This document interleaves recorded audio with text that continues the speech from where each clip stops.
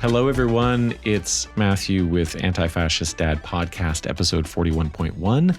The Anti-Vance Would Like a Word, part 2, with Nathan Evans Fox.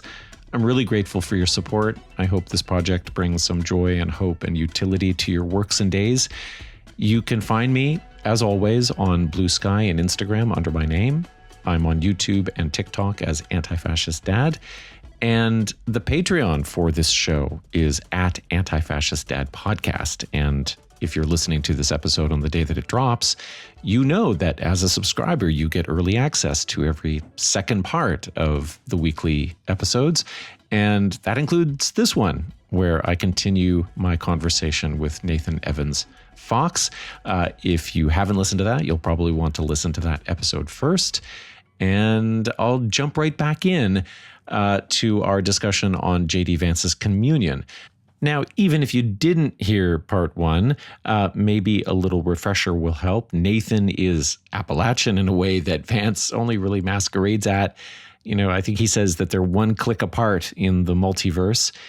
He called reading the book like having a demon try to crawl into his body. And, you know, he has the theological chops to see what Vance is doing with Catholic virtue ethics and Protestant testimony culture.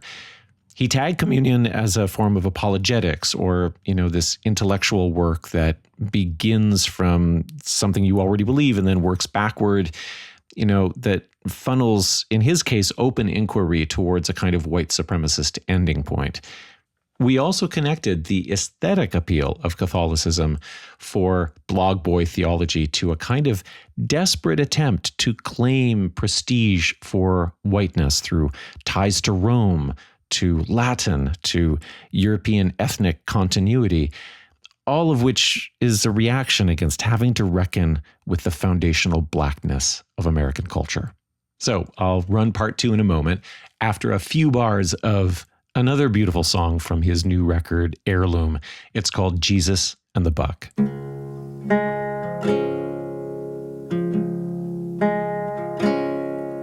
Well, the difference ain't much between Jesus and the buck.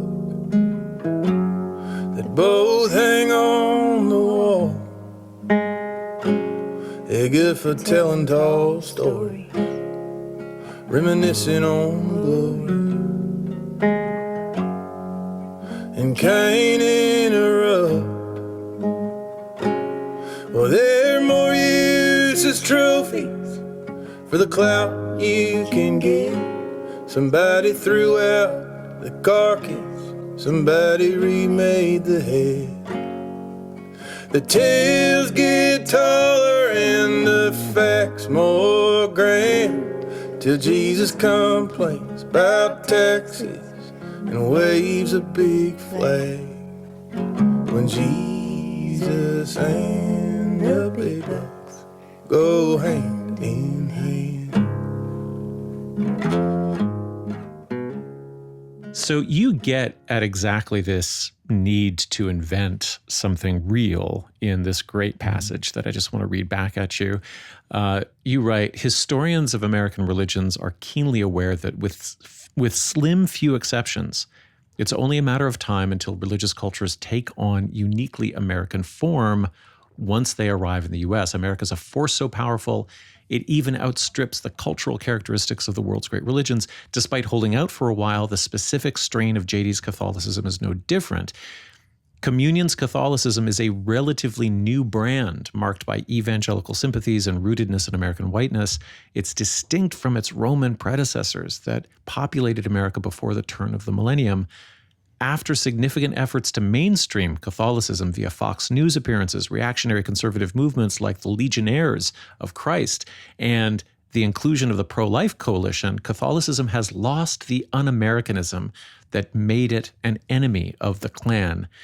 And I think there's so much in there. I wonder if you have anything to add or to pull that all together. I think one thing that I just like to tell people, because part of the religious illiteracy that is foundational to American religious life, is that folks think that religion just happens organically, that it comes up through belief. Yeah. And the truth is that, like, religion happens because people show up and interact with other people. This is not to say that like, because there's also this kind of leftist myth that like, well, if you pay somebody to do something, eventually we'll all just believe it, and I don't think that's true either. You're trying to tell somebody who lives in the Bible Belt and specifically in Tennessee, where our crazy ass legislators are not rich and not paid by the people you'd think, but they are genuinely true believers in some of the craziest shit, and it's because all the other people have showed up and just made community with them. They fellowshipped with them, they've broken bread, and eventually it starts to condition your moral intuitions. So what I want people to understand is like, this happens just because people have continued to show up and build coalitions. Like Catholicism, I mean, they really worked really hard at finding ways to like get into the conservative world. This didn't happen because people are just stupid. This didn't happen because people are even deeply nefarious. It happened because people just continued to shake hands and show up where it would be a good fit. There is perhaps an even more uniquely American form emerging, because as we're speaking, this just happened yesterday, the SSPX, the Society for, what is it called again? Oh boy, I keep messing up on the acronym. Let me just look it up and then I'll take that question again. Hold on. Did you see this happen, by the way? Society of St. Pius X. Yeah, I can only tap in on it so much. It's so exhausting. Yeah. Okay, let me try it again.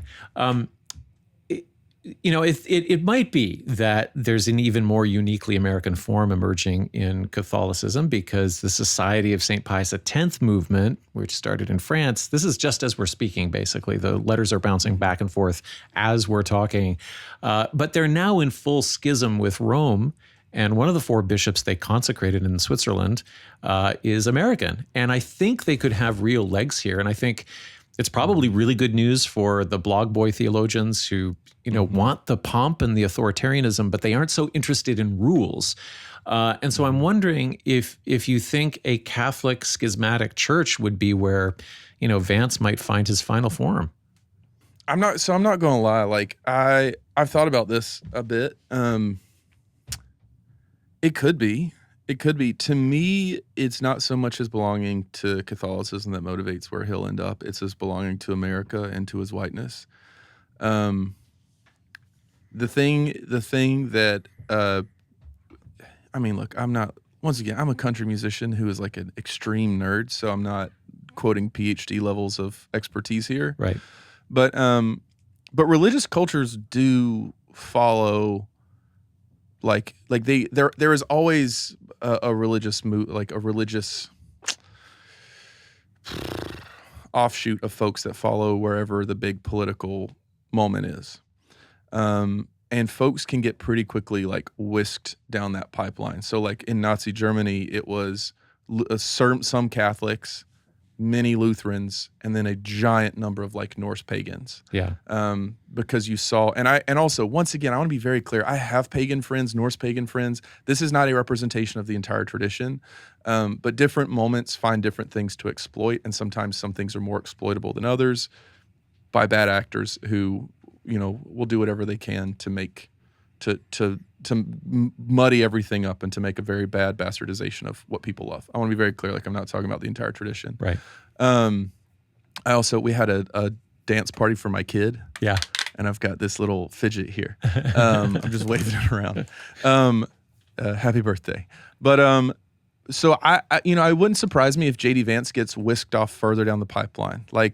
There is right now on the right a significant rise once again in paganism because of how extreme the right has gotten. So I think part of the danger of the pragmatism in the argument that JD puts forward about his Catholicism, he says, what he loves about Catholicism, what keeps him there, what is made him a true believer is the ways that he sees it creating virtue, not just in him, but Christianity as a whole induces this. It's like a moral creed for the kind of Western world. Right. And so it creates social cohesion. Virtue in this sense is the ways that we interact with one another. It's like citizen virtue. It's a kind of sense of kinship and fellowship that we have with one another. I think if he found that somewhere else, or he found something that was a more compelling ground, if he decided that just like being a white chauvinist was more interesting than being American in a way that was more like divisive and schismatic, he would probably just do that. Like I don't think he's not really a Catholic. Like, he is a Catholic, but like, you know, you don't get to tell somebody they're not actually don't belong to where they belong. But like the benchmarks of people who are lifelong Catholics, the ways they handle conflict and difference within the church, the ways that they negotiate the authority structure of the church, the things that they tend to like, the things that keep them in the church are very different than what he is doing here. Right. So I don't think I wouldn't be surprised if 15 years from now he's doing something else because he found some other people that he's into. I wouldn't be surprised if he ended up in one of your like weird yoga articles one day. You know, I guess it's time to move beyond the Catholic stuff because, you know, you also have this, you know, very deep psychological arc that you hound dog him on. Like you see the spiritual hunger as a kind of addiction logic that moves through prestige to money and finally virtue. And I suppose it follows just the track of colonial and capital logic. As a general rule, I don't like saying things that you would hear in grad school because it's some of those off-putting things that you could hear, because it just takes you back to like, oh, the most annoying person you know will say, well, that's just capitalism. Yeah. If I hear one more person say that's just capitalism, like I'm going to lose my mind. But it is. Like, I didn't say it as explicitly because, just rhetorically, that's not how I like to roll. But it is just capitalism. It's the logic of like, I need more, I need more, I need more. And I think one of the ways that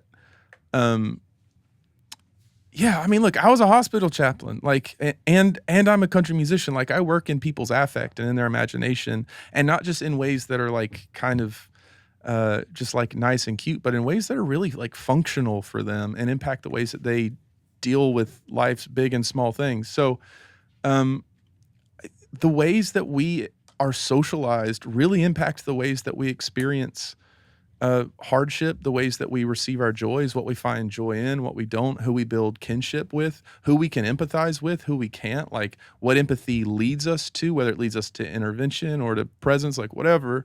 And yeah, I think JD Vance is someone who like operates, who was given his, if I had to fully psychologize him, the story that is presented in communion and the story that I know from the news, right? Like the way that he has presented himself is the story of someone who can't help but find another thing to accumulate, who is like probably most beholden to the logic of capital out of anyone in our time. Donald Trump was born into it. So there's a little bit of just like, he didn't have to strive to be this kind of capitalist. JD Vance had to empty out so many parts of his soul and he had to cut off so many of his roots to the family he says he cares about to then like find this logic of capitalism. I don't think anyone has done that kind of self-emptying work quite to the level that he has. It's fascinating actually to realize, just listening to you, that Hillbilly Elegy, the format is a memoir, and I suppose elegy is in the title, but I haven't really grasped the fact that he's writing something that disclaims a former identity. He's trying to do two things at the same time. He's trying to say, I come from this, but also I really am not that because, it is... the Appalachia is imbued with a culture of poverty. It's self-sabotaging, and I didn't do that. It's a weird form of praise. It's not praise at all. I mean, you've said that really explicitly, but like, it's very contradictory to want to romanticize something that you are expressing contempt for. I think he's a man full of profound contradictions. Yeah. Like, I think that's all he has to offer really is contradiction. I mean, that was reading this book. I was just like, this is a man who doesn't know, like nothing follows from the premises. Nothing, like his conclusions they're completely dissonant with what he says he's starting with and what he's working with. But that to me says like, he is an everyman in the sense that he's a white guy who has truly, I said this in the review, but like he's eaten everything on the American menu and it's all empty calories. Like he's an everyman in the sense that like he can tell you every kind of thing that is on that is being offered by imperial culture and by dominant American culture, and he still ain't happy, and he still doesn't make sense. And I suppose that's why he has to keep going, right? Yeah, and that's why I don't think he'll be a Catholic in 15 years. A little bit more on the social function that I found fascinating. You write, for all the ways I find JD disturbingly insincere, I do believe he is sincere in his belief that the story of American belonging connects him to his family lineage. I'm convinced of his sincerity not simply because it explains the absurd moves he has made as America's chief sycophant, but also because he fits a type. In abusive family systems, there are often key family members who play the pivotal role of upholding the family myth that all that abuse has its reasons, compliance is the best option, and the abusers aren't really that bad. These people are often complicated caretakers of the family culture. They are familiar with the abuses endemic in the family because they have personally experienced them, yet they cannot imagine belonging anywhere else, believing any other story, or building any other system. JD is the conformist older brother apologizing for Uncle Sam in the abusive American family. His only way of maintaining kinship is to include everyone he loves in the myth of an America that has good enough reason for its ongoing violence, and he loudly expects the rest of us to conform to that myth as well.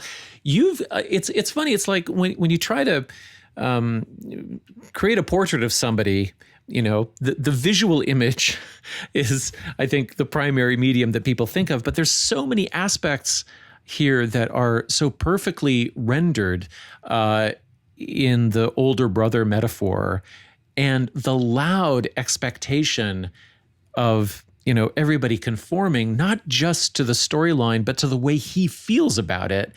And, you can see this in his responses to every moral disaster he's called in to cover up for. Like, it would be impossible to imagine seeing him express a lack of confidence in the family. And so, tell me more about the conformist older brother. I mean, I don't have one, but I can imagine who he is.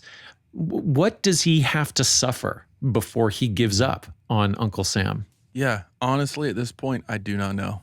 And that's why I don't know that this is an exorcism, this review, because I don't know if JD can be helped.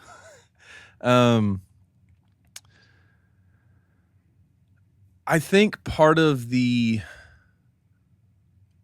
I think part of the story that I get from JD and the way that he writes about things, and the ways that I've also seen him operate, and so also in the ways that I've seen him code his own behavior and his own impact.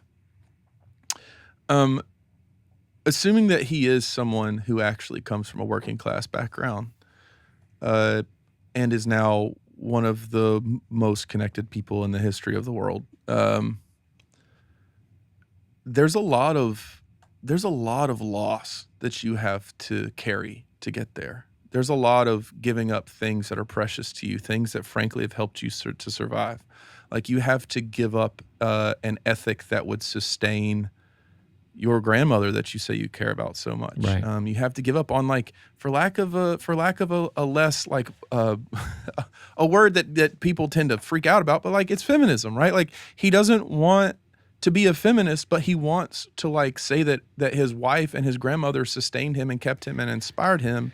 He wants them to, and can we just put a pin in that? Because I did say I wanted to talk about the way he talks about black folks and women in this. Yeah, yeah, absolutely. But he's someone who cannot, he's had to use people and go through all the things that have sustained him without honoring them, without being committed to them, without letting it generate any kind of meaningful loyalty, any meaningful ideology, any meaningful politic.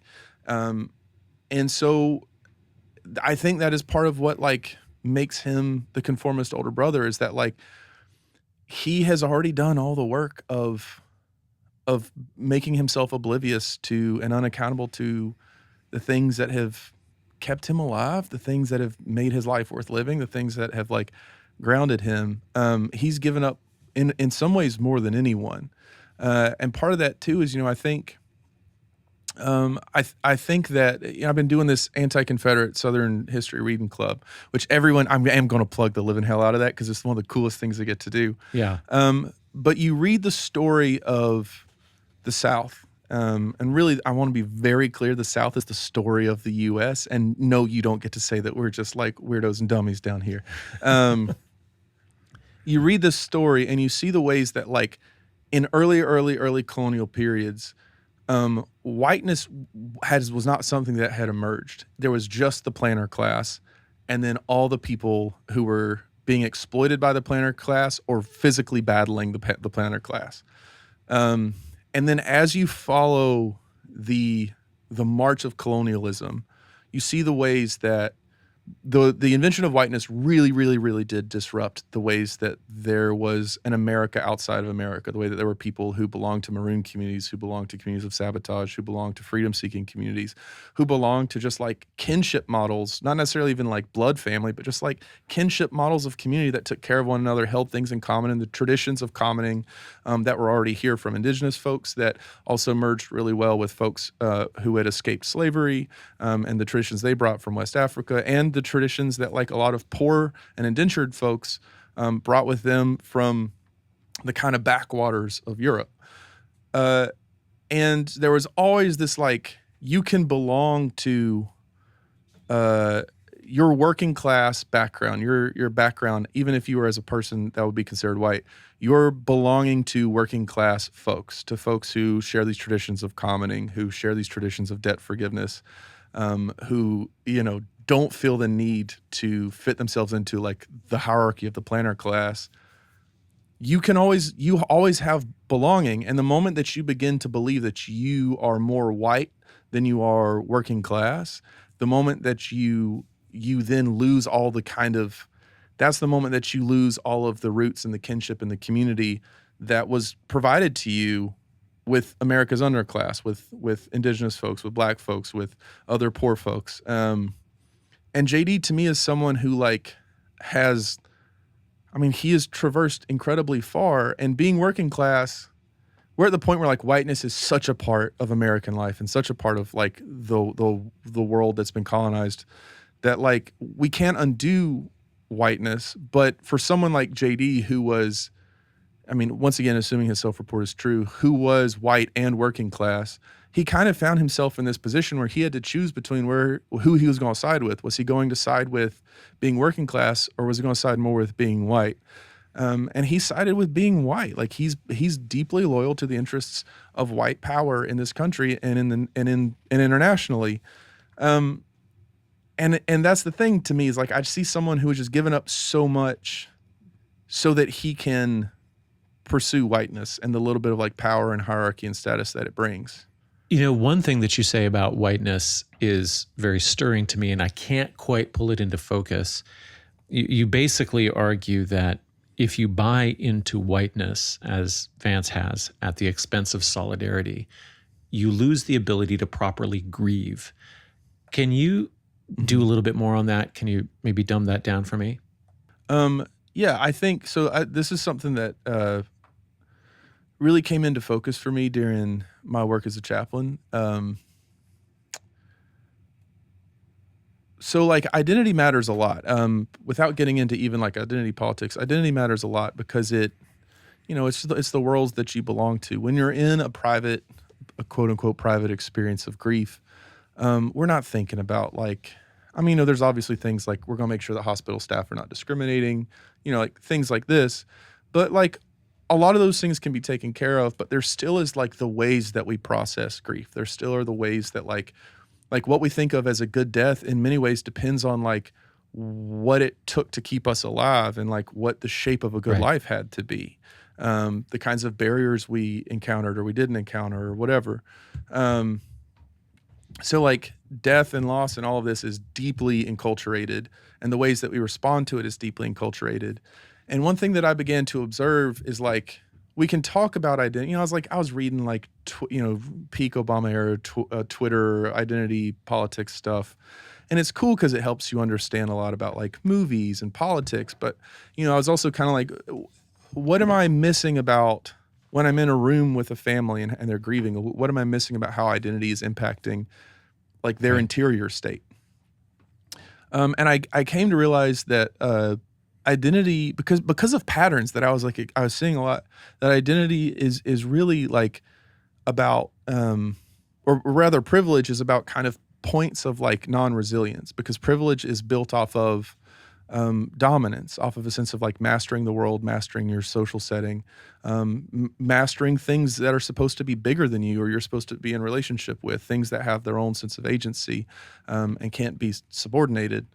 And what is more, what is less possible to dominate than death and loss. And like I began to realize that like real resilience, it is like our ability to bounce back. It's and grief is a way of claiming like agency and building resilience. Grief is about being able to let go of an old world as we enter into a new one and find new roots of agency and feeling and connection out of the kind of ashes of what we came from. Like how do we build family after a patriarch or a matriarch has died? How do we build a new life after we've had to pick up and move from the place where our house burned down? Like all of this, grief is about being able to build new life and find new connections. If you've only known dominance, you haven't had to learn the process of like how to experience and metabolize the pains of loss and then build the kinds of community around it. Like you haven't developed the ego strength, you haven't developed the facility with pain, the comfort with pain, the non-reactivity to pain. And so you haven't ever learned to grieve. Walter Brueggemann, who's he's a biblical scholar, teaches on the prophets. He says, what you see with empire is an inability to imagine death. And so it's a denial of death. And boy, if that's not true in the ways that empire sorts itself out in our identities, in the ways that we respond to death, where we find our identities like embedded in empire, then like there's also probably going to be something there that is that is very deeply averse to loss and death. You write that communion's theology is the palliation of a man who believes power and privilege should be comforting, but only finds it riddled with imperial anxiety. What do you and this tradition you're coming from, what does a theology riddled with imperial anxiety do? Like, how does it calm itself down? How does it satisfy itself? It ultimately doesn't. I think the kind of baseline assumption is that, I was talking to Carsey Blanton the other day on the book club, for the book club, and I asked her what hope means to her, and she said, really she likes the term revolutionary optimism, which is the sense that the world as it is today cannot continue. It never has. Like these kingdoms, these empires, whatever you want to call them, they come and go, and the thing that will be here is the ways that we have to make life with one another. And I think so much of imperial religion and just imperial work in general is like always having to keep up with like resisting the grain of life, which is that like we're here because somebody decided, even if they didn't like us, they decided to feed us. Somebody fed us. Somebody took care of us. Somebody loved us into being, and we extend that to one another. We're here because our bodies are giant biomes of all kinds of critters that we can't even see crawling around, and we are here because of like 6 inches of topsoil, and we're here because of the air and the ecosystem and the food system that sustains us. Like we are deeply relationally set,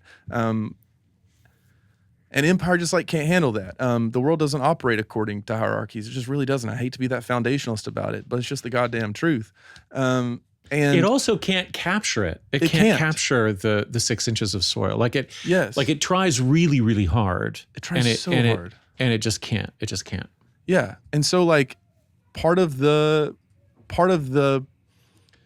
what imperial religion and theology tries to do is it tries to give us this kind of like way of resisting, transcending, avoiding the flux of life, the fact that there are seasons to things, and like we die and then things are born, like not to get all like circle of life, but like death happens.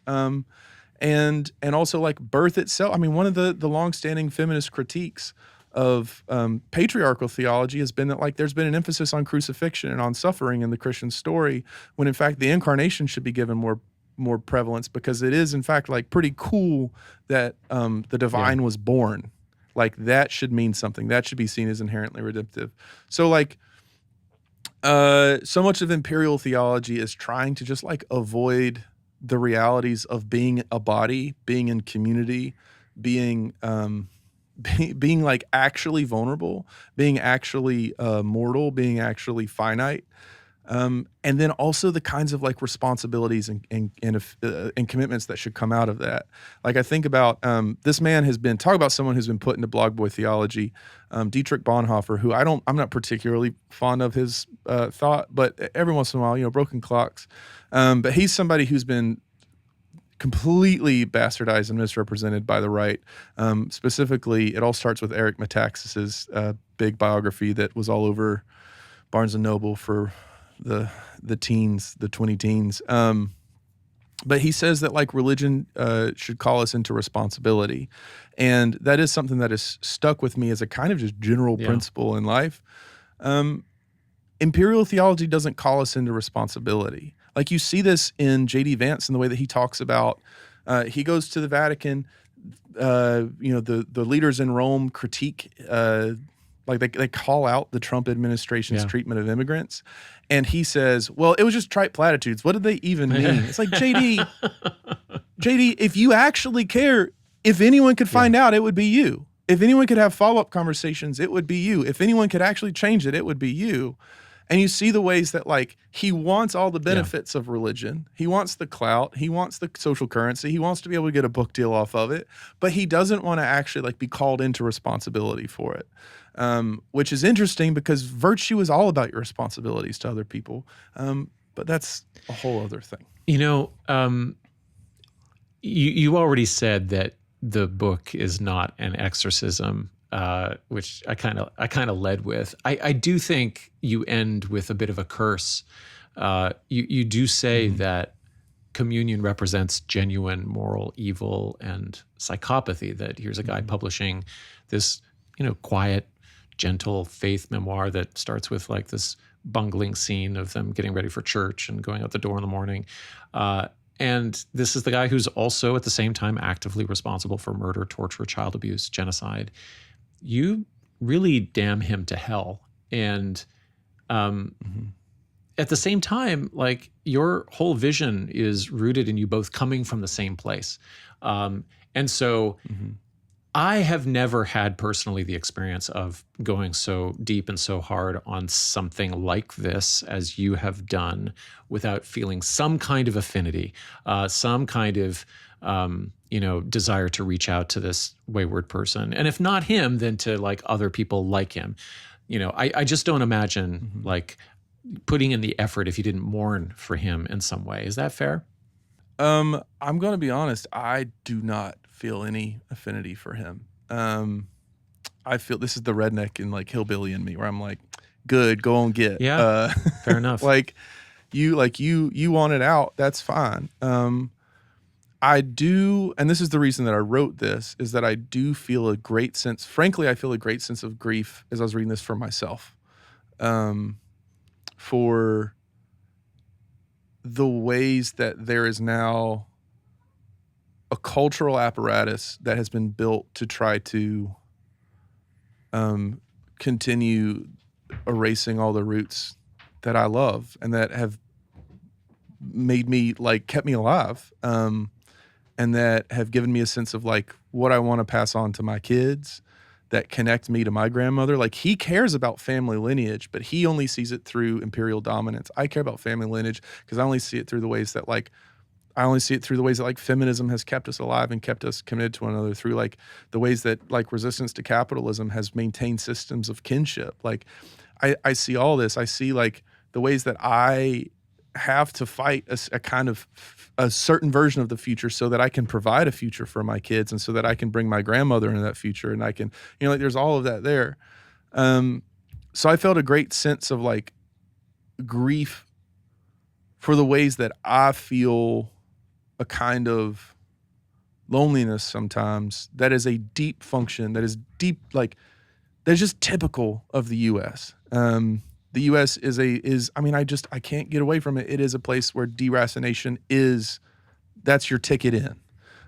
Giving up your roots, whether it's immediately or through a slow process over a couple of generations, that's how it goes. But it's way worse for you in this circumstance because not only has he deracinated himself, but he's also stolen like what the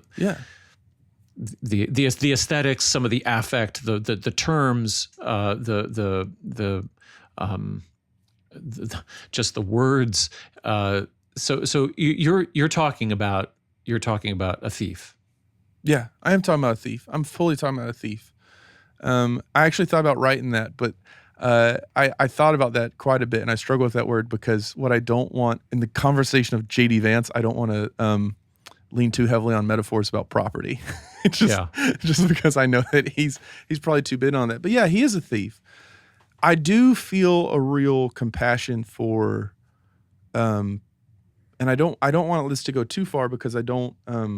People build weird industries out of things, and it ends up distracting from like the ways that we have to be committed to like what we know matters, and that's women, that's trans folks, that's Black folk. Like there's certain targets of American violence that tend to bear out more often than others. They've got to be prioritized. They got to be prioritized. But I do feel a real sense of like compassion and loss for young men. I was once a lost young man, like I didn't grow up thinking like this, but I had all the experiences. Yeah. I had all the things that like, I see how I'm not living in contradiction with the things that kept me alive, And so I do, like, the only reason I wrote this is because I do want people who think JD is an example or as a model to know that he's not. And there's a part of me that still wishes that I could write something more constructive, because it is deeply important to me to communicate how awful he is, how awful this is, how sinister and harmful his work and his mission and his like his books and his cultural work are. And also there is such a constructive vision and it's so underrepresented. And it's been so removed from the vernacular of folks who come from where I'm from, even though we have the history, we have the tradition, we've got all the resources, but we don't know how to talk about it because it's been something that's been deliberately suppressed. Like this isn't tinfoil hat. Like it's been deliberately suppressed by the CIA, by the FBI, by having conservative politicians in our textbooks. I grew up 15 minutes from a famous labor massacre, an anti-labor massacre. I didn't know about this until 2 years ago. Which one was it? The Marion massacre. Yeah, I don't know it. They killed 6 men who were trying to unionize. I grew up knowing about Frankie Silver, who was the first woman executed by the state of North Carolina because she chopped her husband up into bits, which is a pretty cool little story. But like, we had to learn about that nonstop because that was local history, but not the Marion massacre. Like, there's all the experiences and the histories are there, but they've been beat out of us by the powers that be. So there's that. And I do want to say, like, part of this was also like I also have to give myself some grace. Like I do this in my music. Like the constructive part is done in my music and in the ways that like I try to give people a sense of grief and hope and joy and fun and sass in all of that. But yeah. I feel a tremendous sense of loss reading this book, but not for that man. I'll tell you one idea that comes to me about being constructive or something that could come out of this that was constructive is that, what's Ta-Nehisi Coates' book? Is it Letter to My Son? Mm-hmm. It sounds like there's a resonance there of that format, which is if you were to imagine the Appalachian kid, male, assigned male at birth, growing up and seeing and being exposed to this fork in the road, right? The capacity to find solidarity with working class people or to cast your lot in with whiteness, that there's a whole bunch of conversations and stories that precede that decision and or that tendency. And so, I can imagine something definitely constructive coming out of, the other side of this curse, right? Which is, well, let me tell you what you will be pushed towards. Let me tell you how you will be influenced. Let me tell you what empire might tempt you with and why it won't work. Yeah. No, that's the truth. I mean, I think that's half of my new record. If I'm not trying to be self-promotional, but it's about having kids. And I say in the last track, the demons of empire have to be exorcised because they come home every time. And that's what I want my kids to know. It's like, we've got it. We just got to get Uncle Sam out of our family. We've got to imagine a family system that's bigger. And, I say, the truth to me is like if you're poor enough and no rule is like everybody, but if you're working class enough, you don't get to be too picky to be hospitable, to receive it or to give it. And I have seen I've seen working class hospitality that was practiced at my grandmama's table and it's been practiced in my family. Very complicated. I'm not JD Vance. I'm not going to sit here and idolize everybody and say that they were perfect and didn't have profound biases and whatever. Yeah, because that's part of the shtick too, right? Is that to make everybody perfect, right? Yeah. But they had these practices that survived in spite of the ways that whiteness and that poverty and that work and that war and that all of that scarcity, had tried to tell them the world had to operate, had tried to like cut the grain of their soul. And instead they had these practices that were like remarkably hospitable in spite of everything. And those are the things that the world that JD Vance is trying to create are trying to cut out. They're trying to privatize and close on, kill off. Nathan, thank you so much for your work on this terrible book. Apologies again. Thank you for asking me to read it. I think it's a great service to what has to be a growing body of knowledge around this guy who's probably going to be number 48 one way or the other. I know. And then you'll have some sort of commentarial gig somewhere, won't you? I do. I will say, CNN, put me at a table next to Scott Jennings. Just do it. Just do it. I don't know why people let him talk the way he does. And I'm good. I'm good for some jail time. Thanks, Nathan. It's great to see you. Thank you. Plenty more that got away. You'd wait on forever to come back someday, whether standing on Calvary or sitting in the hairs. Salvation's a cross you make somebody bear. I ain't too big for praying or believing some things just the way it's told to me. It's got a familiar ring. There's plenty can be done with a story like that. You can buy more guns, you can hunt more land.